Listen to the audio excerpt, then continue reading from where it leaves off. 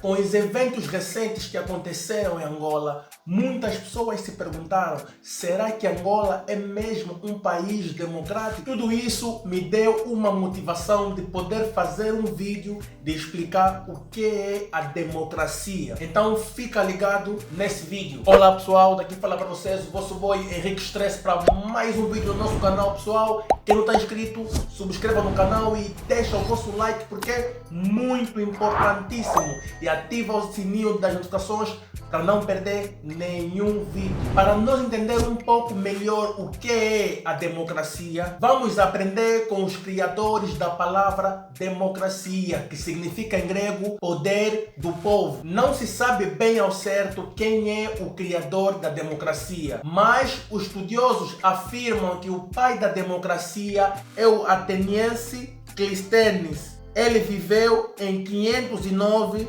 a.C., ou seja, o sistema democrático é muito, mas muito antigo. Tem povos por aí que também viveram a sua democracia da sua própria maneira, mas soubemos bastante como funcionava a democracia na Grécia Antiga. Eles meio que popularizaram esse termo, democracia, mas a democracia naquela época funcionava um pouco diferente com a democracia que temos hoje. Especialmente em Atenas, no século V a.C., eles viviam no que se chama democracia direta. O que isso quer dizer? O que quer dizer democracia direta? Uma democracia direta é quando as decisões do governo são feitas diretamente pelo povo, através das eleições. Naquela época, o que também era interessante, ao invés dos cargos políticos serem eleitos por eleições, a maioria deles eram sorteados. Sim, basicamente qualquer um tinha chance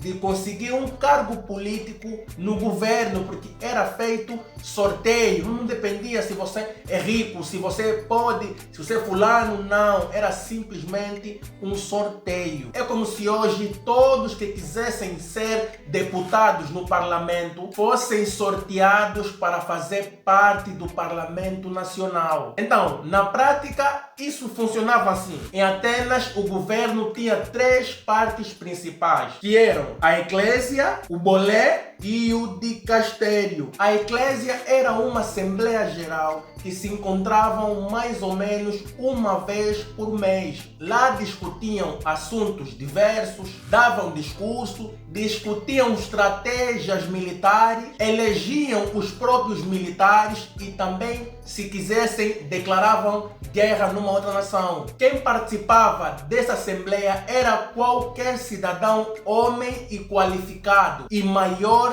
de 20 anos. Eles chamavam esse princípio de ovulômenos, no grego antigo, que significa quem quiser. Então, quem quisesse poderia sim entrar. Então, qualquer um que fazia parte desse grupo tinha o direito de dar um discurso, de votar e também propor uma lei. É claro que um grupo de quase 6.000 pessoas falando ao mesmo tempo era uma grande bagunça e nem um pouco efetivo. Daí então entra o outro membro do governo, o bulé. Era um conselho de 500 membros que avaliavam e debatiam as propostas dos cidadãos. Eles decidiam quais das agendas seriam discutidas na eclésia. Para ter um cargo no bulé, não adiantava fazer campanhas políticas.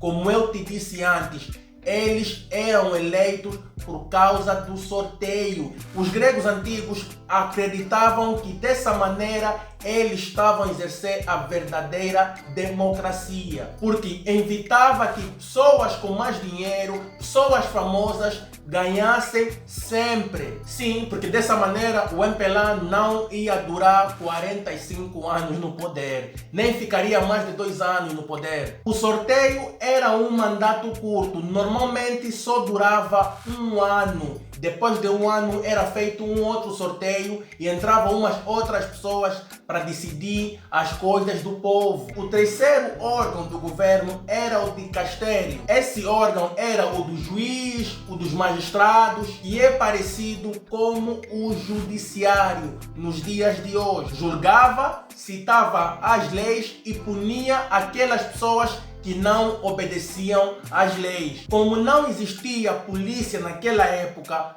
qualquer indivíduo poderia trazer alguém e acusá-lo de algo, mesmo sem provas. O famoso Sócrates foi uma dessas pessoas que foi acusado da pena de morte e foi executado. Esses juízes também eram selecionados à base do sorteio, não era nada de eleição, era sorteio. Os únicos cargos em Atenas que não eram sorteados era o cargo dos generais. Aí sim eles faziam uma eleição. Os gregos acreditavam que para ter essa posição era necessário ter uma experiência e talento. Então os generais passavam por eleições. Esses cargos eram chamados de aristocratas, que quer dizer em português poder dos melhores, ao contrário da democracia, que quer dizer poder do povo. É claro que esse sistema naquela época não era perfeito. Escravos e mulheres e imigrantes, infelizmente, não eram considerados cidadãos. Então não podiam participar da democracia, nem poderiam votar. As pessoas que faziam parte da polis ou os cidadãos que poderiam participar da democracia eram simplesmente 20% do povo de Atenas. Um fator que eu acho muito importante nessa época era o sentimento de dever cívico que as pessoas tinham naquela época. Ao contrário de ser um privilégio de participar no governo do seu país. Era um dever de toda a sociedade. É claro que nem todos naquela época concordavam com esse sistema, nem mesmo alguns filósofos, como o Platão. O Platão dizia que o país era governado por tolos. Com o tempo e as guerras e as conquistas, esse sistema desapareceu no mundo, até ser modernizado outra vez no século XVIII. Hoje, vários países dizem ser uma democracia. Até mesmo Angola, que não tem nada a ver com democracia, dizem que é um país democrático. Na nossa Constituição, Angola é um país democrático. Mas essa não é a verdade. Angola não é um país democrático. Angola é mais ou menos um país com um sistema de oligarquia. Brevemente eu vou falar também sobre a oligarquia. Hoje em dia temos vários tipos de democracia diferentes, que chega a ser um assunto para um outro vídeo. A maior diferença de hoje para a Grécia Antiga é que hoje vivemos uma democracia representativa. Ao invés do povo tomar a decisão diretamente, como em Atenas no passado, elegimos pessoas que vão nos representar e que vão tomar as nossas decisões. Apesar de existir algumas vantagens nesse sistema, também tem muitos, mas muitos problemas nesse sistema que é a democracia representativa. Alguns problemas surgem como a influência do dinheiro e o surgimento dos políticos por profissão. Esses políticos são aqueles que toda a sua carreira é voltado à política. Isso até pode ser bom, mas o problema é que hoje em dia a maioria deles, ao invés de ter um sentimento que estão a cumprir um dever para a sociedade, se sentem celebridades privilegiados por serem do governo. Eles estão lá porque trabalham, porque recebem salário, porque têm privilégios, enriquecer a sua família e a sua staff toda. Eles não estão lá porque isso é um dever cívico. Essa é a diferença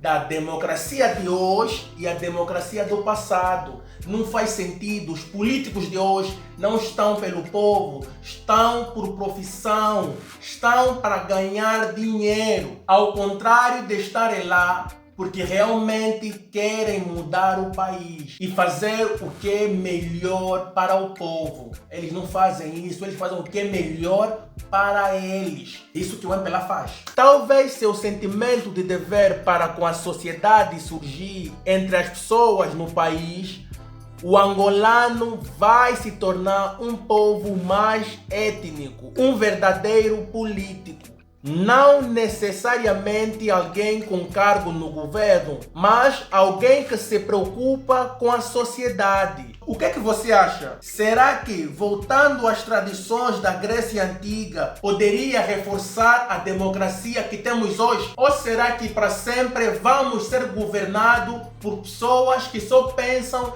em eles mesmos, não pensam no povo? Por favor, deixa o teu comentário. Então, você ainda acha que Angola é um país democrático? Também deixa isso nos comentários, e a família. Porque a oposição nunca chegou no poder. 45 anos, um único partido. Isso não é democracia. Então, família, ficamos por aqui. Se você gostou do vídeo, deixa o teu like e comenta.